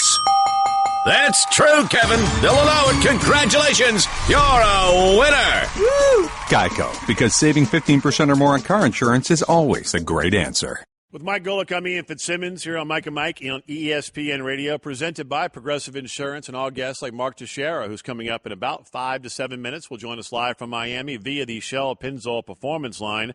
And tomorrow is a big day here at ESPN as we get you ready for the ESPYs and as we raise money for the Jimmy V Foundation. And if you are just tuning in, Golic, you have a very unique ESPY experience that is being auctioned off on ebay.com/ESPN. It involves a tour of this lovely facility, yes, and then a very unique barbecue. Yes, it does. So you can come in for the show of Trey Wingle, myself, my son Mike, see the show, hang out here, sit on our lovely orange couches and chairs here. You get a great tour of ESPN, so a great experience here. And then we were going to feed you a barbecue here at ESPN, but then my son, who is single and lives a couple towns over in West Hartford, Connecticut, offered up his house for a barbecue. So we're going to go to his house for a barbecue. It ain't my house, so we can trash it. He's got to clean it. It's fine by me. He's got a single, so he doesn't have a dining room table. He has an air hockey table, so we'll be playing air hockey. He's got a ping pong table, so we'll use that for whatever we need to use it for. And a lot of red Solo cups. So that could be fun. It's interesting. One of the things I tried to do here was losing a bet one year in the NCAA tournament. I said I'd get tased, and the suits here wouldn't let me. The guy who was going to tase me, he coached my daughters in swimming when she was growing up, and he's a cop, and he just texted me and said, maybe for community relations we could tase your son at the barbecue. So that's good by me. Ride the lightning, Junior. Get ready to ride the lightning, baby. In the face! In the face. Be awesome. Be awesome because it wouldn't be me. Text coming up in just a moment. If that does happen, you have to record it and make sure everybody has. There we go. That's what I'm talking about. Let's get to Off the Top. Aaron Judge, in case you've been living in a cave, launched 47 home runs last night to become the first rookie to win the home run derby outright. He hit not one, not two, not three, but 4 bombs over 500 feet. He was the only one to hit a ball over 500 feet. He is the third player to join MLB in homers at the All-Star break and winning the Derby, joining 2 pretty big names. Yeah, 2 pretty big names is right. Be Mark McGwire and Ken Griffey Jr. So his 30 homers is 4th most in a season at the time of winning the Derby. So I thought the Derby, and we'll talk to Tex about it, I thought was fantastic. I thought was very, very entertaining as well, and that's what you want out of it. And in this case, I don't think we've had a group of bigger human beings looking so athletic and swinging a bat and knocking the ball out of the park in ways that the ball was leaving the bat, and I was just laying there watching this going, oh, I was just audibly by myself going, you got to be kidding me, just seeing how far these baseballs were traveling. It was incredible. Hembo, before the show, he had a perfect way to describe Aaron Judge. The dude is a mutant. He is. He is not human, and he could play defensive end for the New York Giants. Instead, he's hitting bombs for the New York Yankees. And it was and some people didn't like how, Justin Bohr, who ate a donut to get himself fired up during his timeout, which was awesome. Sugar buzz. Fed by Giancarlo Stanton, his teammate. He hits 22. Judge has to come up and hit 23 to beat him. I thought that added to the drama. Yeah. Some people said, well, he got robbed because Sano hits 22 combined in the first and second round. I disagree with that. I thought the head-to-head matchup adds to the intrigue and the drama of last night. Yeah, it does, because some people are saying in the first round, let all 8 hit individually and take the top 4 and then go head-to-head. Bohr would have had the second most home runs in the first round, would have been in it. But I do like the head-to-head. It was entertaining. It did exactly what it's supposed to do, in my opinion. And Bohr is your new favorite player. Eating a donut during his timeout of a home run derby. How is he not everybody's hero? Off the top. The 88th MLB All-Star Game takes place tonight. You'll hear it right here on ESPN Radio.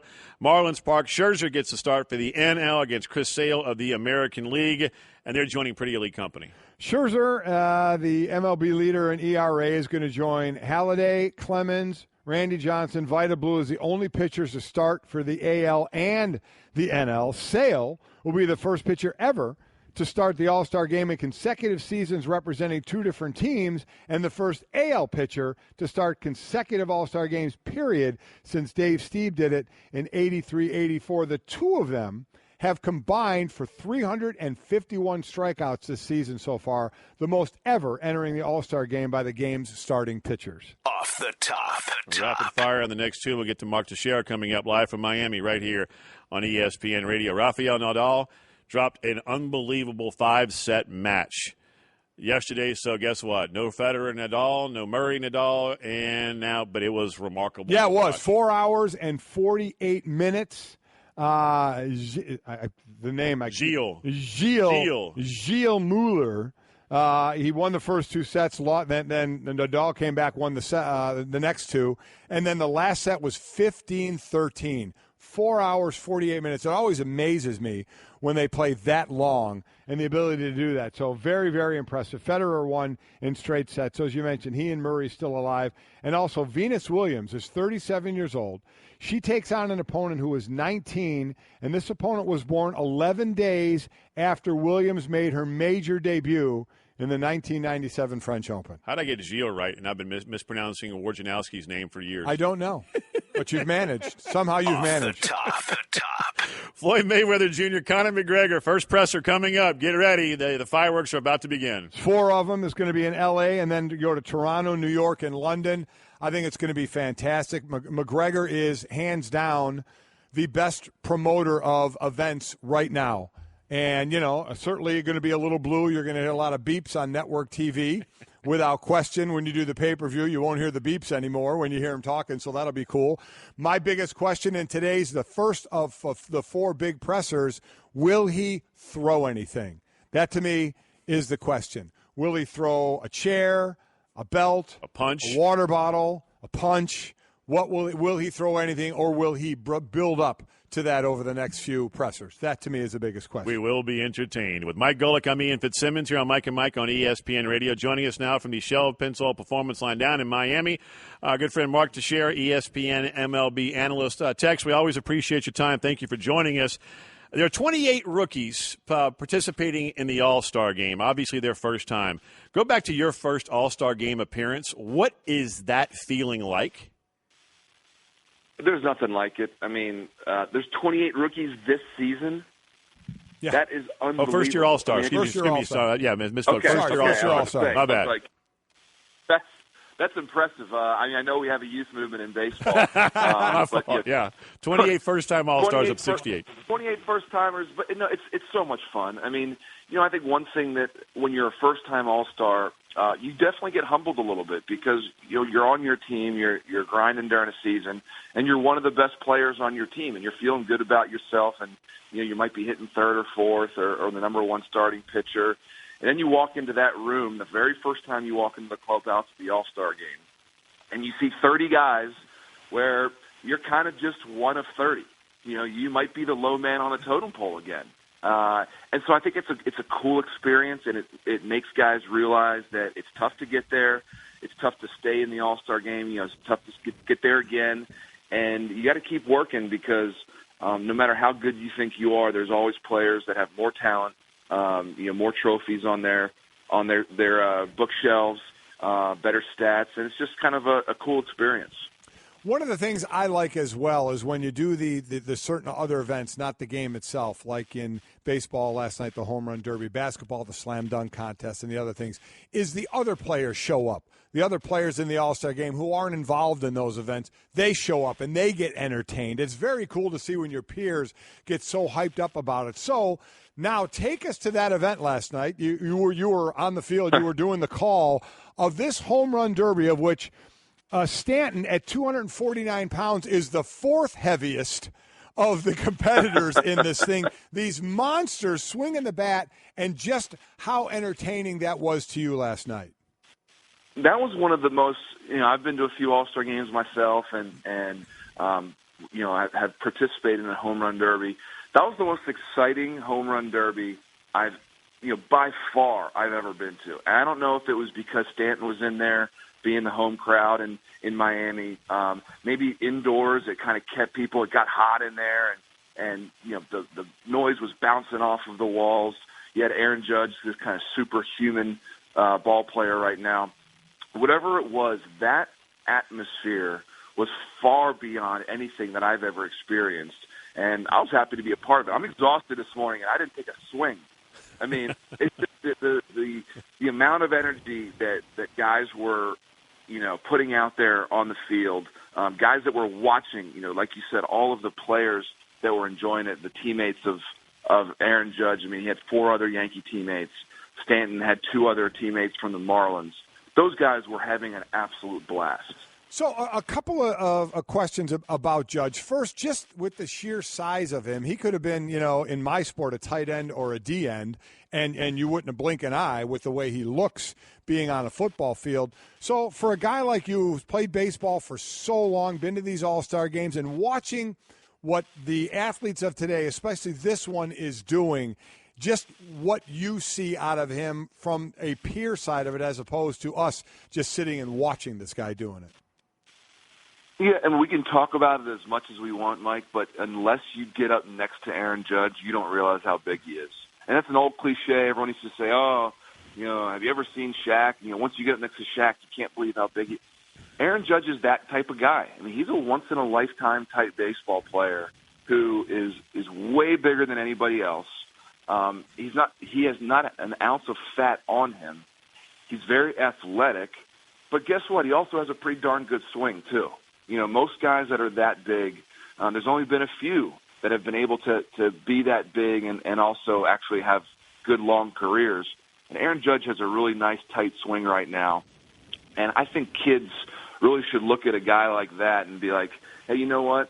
I may not be 280 pounds, but here's a guy that gets everything out of his swing, and because of that, he can hit the ball over 500 feet. 4 times he did it last night, over 500 feet, the top one being 513 feet. And speaking of the swing, let's just get this one out of the way because I think I know where you're going to go. Everybody's bringing up Bobby Abreu in 2005. Look at the second half he had after winning the home run derby. It destroyed his swing. What do you say to people who are worried that Aaron Judge's swing is going to be ruined now going into the second half and he's not going to have the kind of second half we want? It's absurd. It's absurd. The only reason there's 2 reasons that people have, players have bad second halves after the home run derby or the All-Star game. One, because you're just tired for the first couple games after the break. I mean, this is a whirlwind. You're flying back and forth. Some of these guys played on the West Coast on Sunday. They're flying here to Miami. They have 2 full days. They're supposed to be off. This is the All-Star break. But, they're working for 2 straight days in the Derby. You just get tired for the first few days after the break, and you know what? You might have a couple bad games. It's not because of, your swing changing. The second thing is that's baseball. In baseball, guys have bad second halves. In baseball, guys go through slumps. And if you tried to pinpoint one reason, you're not going to find it. Usually when guys go through long second half slumps, it's because of 10 different things, not one. So I've never heard of a player like come up to me in the second half and be like, "Hey, Tex, I really shouldn't have done the home run derby because it messed with my swing." You're never going to hear that because it's ridiculous. Mark Teixeira, ESPN Major League Baseball analyst, here with us on the Shell Pennzoil Performance Line live from Miami for the All-Star Game. Taking synthetic motor oil performance to a whole new level. Make the switch to Pennzoil Synthetics today. And one other thing that came up down there at the All-Star Game before the home run derby was Bryce Harper had the idea the top 2 vote getters should actually draft the teams. And his thought is, I would be facing my teammate in ace Max Scherzer for the Nationals. I think the All-Star Game is perfect the way it is. It's easily the best of the 4. What do you think about Harper's idea? No, I like Bryce Harper as a player, but commissioner for a day. Let's take a back seat. I don't understand that one. I think the All-Star Game is great. I really do. I think it's still the best of all of the All-Star games in all the major sports. And American and National League should stay the way it is. Let's go on the field for a little bit, Mark, and talk about a team like the won the World Series last year, the Cubs, and how they're nowhere near what they were last year, certainly within reach of a division title. And before we even talk about wild card, Theo Epstein comes out and says, listen, I don't need to make changes. I can't bring in anybody that's going to spark this team other than the guys who have done what they've done the last couple of years in this clubhouse. Do you buy into that they shouldn't make a change, and what do you think is the problem with them? Yeah, Theo's in a tough spot right now because he went all in with this group of guys. It's not like they didn't go out and make some big additions over the last few years. They have a high payroll. They have guys that they're committed to. What type of major changes is he really going to make? If he goes out and trades some guys, he's gonna push out somebody that's making a ton of money right now. He's going to push out a veteran. He's going to really disrupt that clubhouse. And maybe it needs disrupting, but at the same time, I agree with him. That team that's put together there, basically it's the same team that won the World Series. There's a few different guys here and there, but they just have to play better. And, we're going to find out if this team just had a bad first half or they just had a great year last year and played over their heads. And it might be somewhere in between. I'm not sure if they're as good as they were last year. I think they had a lot of good things happen to them, and it all kind of clicked at the same time, and they won a World Series. But this year, they may not be as good as we think, and they're also playing below expectations, and that's why they're a sub-500 team right now. Describe how difficult, or how do you climb out of that baseball ditch that the Cubs are in right now? Because you've been on great teams, you've been on bad teams, you've been on teams that had expectations like this bunch, and they're underachieving. What does a great player, what can you do in that clubhouse to change the way things are going right now and get out of that baseball ditch? Well, it's tough. The best teams that I've been on were veteran-laden teams. And I know this is a young man's game, and I know it's a team it's a game where, the kids stay healthy and they spark energy. But, when you look at guys that are in their late 20s or early 30s that are healthy and know how to play the game, those are the consistently winning teams. And, the teams on the Yankees that I had from 2009 to 2012 when we won a World Series, went to 3 ALCSs, that's the kind of team we had. We had veterans that were still, basically in the prime of their careers and didn't have these wild swings up and wild swings down. So if we had a tough stretch, we all knew together. We didn't really have to talk too much about it. We knew what we had to do together. The Cubs are a little bit younger team. They have some veterans, but they have some guys that maybe haven't failed as much. They have some guys that haven't been through really tough stretches or haven't been through those expectations. And, the guys need to get together in that clubhouse and figure out, okay, what are we going to do? Because whatever we were doing in the first half wasn't working, and there's something that we need to change inside this clubhouse to make us play better. Let's look at both leagues. In the American League, the Astros are, I believe, 10 wins better than the next closest best team in the American League. And in the National League, the Dodgers are 7.5 better than the Diamondbacks, which would be the next team there. Are these two teams in each league that much better than their next? Is there a decent drop-off between them, or are things closer than we think?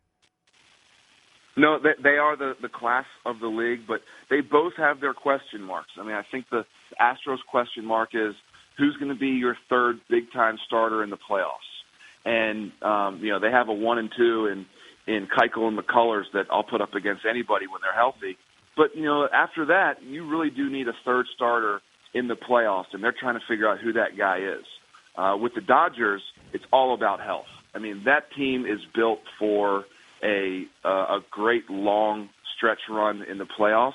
But as we see every single year, they just seem to have one or two key guys go down, and they're not at full strength in the playoffs. But I think if you see the Astros go out and kind of cash in a few chips and say, I'm all in, I'm going to get a number one starter, and now they have three studs, and the Dodgers are healthy going into the playoffs, and they have their deep rotation and their lights-out bullpen, and, their lineup, they have one of the deepest lineups. Maybe they don't have a ton of stars, but they have a super deep lineup. I think if these two teams stay healthy, they are obviously the class of baseball. Our baseball analyst, Mark Teixeira, joining us on the Shell Pennzoil Performance Line. Max Scherzer, Chris Sale, your starters tonight in the All-Star game. I have the stats with you against both of them. Who'd you do better against? Sale. Sale, the reason I liked Sale, and I didn't, crush him, but he came after me. Sale's like, hey, I'm going to throw about 100 miles an hour, try to hit it. Max Scherzer pitched a little bit more, and so Max carved me up. I kind of have nightmares about the way his ball moves. He can do things with a pitch at 95 miles an hour that Greg Maddux did at 88, 90 during his career. So I'd rather face Sale, but both of them, these two guys are studs, and it's going to be fun to watch tonight. For those wondering, against Chris Sale, you were 4 of 13 with 3 doubles, and you struck out twice. Against Scherzer, you were 4 of 22. You had 3 extra base hits, including a home run, and 6 strikeouts. So it seems you know how to break down your guys there pretty well. Hey, Mark, enjoy the game tonight, man. We appreciate your time this morning. Thanks, guys. You too. The best of Mike and Mike. With Mike Golic, I'm Ian Fitzsimmons here on Mike and Mike on ESPN Radio, presented by Progressive Insurance. And joining us now on the Shell Pennzoil Performance Line, Joe Buck, Fox Sports, who will be on the call of tonight's All-Star Game. You can watch at 7:30 p.m. Eastern Time on FOX. And, Joe, we always appreciate your time. First, your thoughts on what we've seen through the first half of the season, and then, again, last night on display, the unbelievable power of Aaron Judge. Yeah, it's kind of been – those are two answers that combine into the same. I think the first half is the emergence of this 6'7", 280-pound man who is in his first full year, who last year hit 170 when he got a taste of the big leagues, was striking out a lot, and made a lot of adjustments. And that's the hard thing for somebody that big, is the question is always, will he make contact? Will he make contact? Because there's so much room in there. I was talking to John Smoltz about it, and he said, when I was on the mound and somebody big like that was at the plate, granted, Judge is different than anybody else who's been big at the plate, he said, I loved it because it looked like the strike zone was massive, and there were so many different places to go with the baseball. Judge is incredible, and I think he cuts through just the average sports fan wants to know more about him. And he seems like a wonderful young guy as well. So he's a huge story in the first half. I think the futility of the Cubs so far is shocking to me. It points out how many things went right for them last year.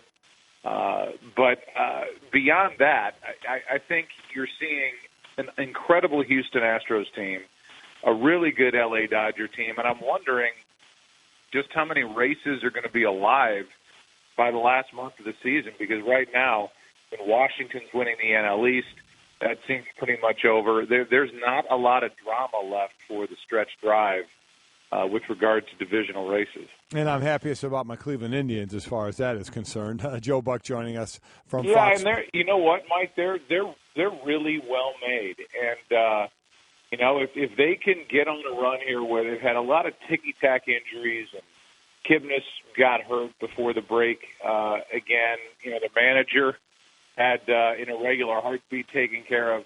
But when they get everything lined up and everything healthy, they may be the team to beat the way they're constructed for the postseason. Can only hope so. From your lips to God's ears, no doubt about that. And by the way, the home run derby last night, 5-year high, up 40% from last year. So really, really impressive what happened there last night. As far as the game itself, there's a lot of people, and to me, I don't think it's going to affect, any more or less eyes watching the game. But a lot of people would have now Scherzer probably would have started over Kershaw, but Kershaw not being able to, he would have pitched at some point in this game. Do you think that devalues at all? Is there a way to try and figure it out instead of him getting his 14th win on Sunday, which quite honestly is more important than maybe having him pitch an inning in this game? Is there a way around it, or is this just part of the deal? I think you give them a full week off, and they're getting closer to getting there. I'd love to see it. Again, Folks and I talk about a lot of this stuff, and if you could have everybody on semi-normal rest, you get it from the Dodgers' perspective. You get it from Clayton Kershaw's perspective. Max Scherzer's pitching tonight. He's only pitching one inning because he's off a Saturday start, and there's a Saturday start coming up. So he's treating tonight as kind of his side work day. So maybe a couple of extra days off, if you could figure out a way to make the schedule work, I think makes this game even better. So you do get Clayton Kershaw available to pitch. I just would like to see more of a regular game. And by that I mean, I get it. There are 32 guys on each side, and everybody wants to see their favorite player or the player in their uniform get into the game. But there was a time back in the 50s and 60s where guys played the majority of the ball game. And if you're good enough to be voted in as a starter, let's see you get 3 at-bats, maybe an Aaron Judge 4 at-bat night, and see what they can do. I would love to see that come to pass. I don't think it will because everybody's supposed to get in the game now, but I think an extra day or two off would allow these guys to maybe get into the game where otherwise they might not, at least pitching-wise. Without Kershaw, though, and there are so many great storylines from the first half of and great individual stories from the first half of the season coming into this All-Star game tonight, which you'll be obviously on the call on Fox. What piques your interest the most? What are you looking forward to more than anything else when it comes to the game tonight? Well, I just think the beauty of this game, whether it quote-unquote counts or not, is you are going to have a guy in Aaron Judge, and this isn't all about Aaron Judge, but it's just one example of it, a guy who's the talk of baseball, standing at the plate with a bat in his hands, and a guy on the mound, Max Scherzer, who is a 2-time Cy Young Award winner, is going to be standing on the mound with a ball in his hand, and it's like, let's go. Let's see the best man win here. And there aren't a ton of opportunities like that in the other sports. And when you get the best taking on the best, and you can go all the way down the lineup. I mean, that's true, it doesn't matter who you have at the plate or who you have on the mound. It's those individual matchups when guys know they're only going to go an inning. They're going to bring their best stuff. They're going to throw 95 to 100 miles an hour, and somebody's going to be standing at the plate with the capability of hitting it over off the glass in the back of this stadium down here in Miami. That's cool, and that's I think the draw to this game, and what will always make it of the 4 All-Star games of the major sports the best one. Overall, in this sport, and really all of sports, we just saw the NBA draft. A lot of young, really prized talent, it looks like, going into the NBA. We know a lot of young stars in the NBA. In the NFL, which obviously you're calling as well, we see rookies every year, sometimes like a Dak Prescott, Zeke Elliott, and others make an impact, and even young players, even couple-year players. But I don't know if it compares, Joe, to what's going on in baseball with forgetting just the rookies, but the young players that are turning into stars as quickly as they are. Can you think of any reason in talking to baseball people on why this is happening now in baseball over the last few years? Well, I think one of the ways to become a star is to hit home runs. And home runs are way up. Strikeouts are way up. And the way guys are being taught to hit now is with launch angle. And for some reason, I guess it's because the payoff is so big with a home run, nobody seems to care about strikeouts anymore. And so if you're Bryce Harper and you're launching balls off, the upper deck seats, and you strike out a couple times, in this day and age, it's like, so what? So you see these young guys who are tremendous athletes, bigger, stronger, faster. I mean, that applies in every sport as evolution continues and we march through time. And now it's kind of an all-or-nothing mentality. And the fun thing is watching baseballs fly out of ballparks to the point where there's some around the country and some in the game who think, oh, Major League Baseball's got some huge conspiracy and they've juiced the baseballs because they want more home runs. No, the answer is that's how they're being taught, launch angle. And so for a guy like, again, my broadcast partner, Bolt says, give me a guy who worries about launch angle. I'll never throw him a breaking ball. I'll keep the ball in the upper part of the strike zone, and they're not taking me deep. It's just the way the swings are right now. The problem is pitchers can't put the ball where they want to, and a Hall of Fame pitcher can, and take advantage of the quote-unquote launch angle guys. And the average run-of-the-mill, try to blow it by a pitcher can't, and it doesn't matter with their velocity. They're still getting taken deep. So you're right. There are a lot of good young stars in this game, and that's what makes a game like tonight exciting. Maybe the best player in the game isn't here because of injury, but he's about to come back for the Angels, who are, alive and well in the wild card race in the American League, and Mike Trout. There are a lot of good young players in this game. And maybe this is just me, Joe, and my focus group of one, but all these young players we're talking about, all these young stars, from Trout to Judge to, Stanton, Springer, Bryce Harper, Chris Bryant, Clayton Kershaw, I just feel like baseball does not do enough to market these young stars. Am I off on that, or do you agree that no. Why is that with baseball, where football does it and the NBA does it, but for some reason baseball doesn't? Why is that? Man, I could do a seminar on this. I completely agree with you. I don't think the message gets delivered to these guys.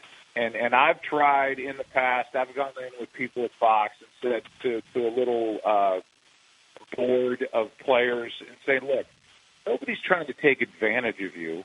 We're trying to promote you, and we're trying to promote the game. So what you'll see tonight are some things that are happening that make me excited in a game like this, like being able to interview somebody as they're walking to the plate, having the ability for me in the broadcast booth to talk to the center fielder while he's standing out there during the game. That's the beauty of this now being an exhibition-type game again. But you're right, and you see, the Brizzo thing with Brian Rizzo. These guys get it. They're of the social media age. They know how to promote themselves. They know how to promote their brand. I think sometimes too many roadblocks are put up between networks, be it ESPN, Fox, whatever, and what we want to do to make them look good, promote, and make them appealing to a younger generation. And those in charge, be it the Players Association or MLB, saying, nah, that's not the way we've always done it. Well, the way we've always done it has got to change, because it's changed in the NBA. It's certainly changed in the NFL. And I think baseball is starting to get it, but I couldn't agree with you more. There are a lot of good, young, smart, good-looking, funny guys in this game that don't get a chance to be seen or heard.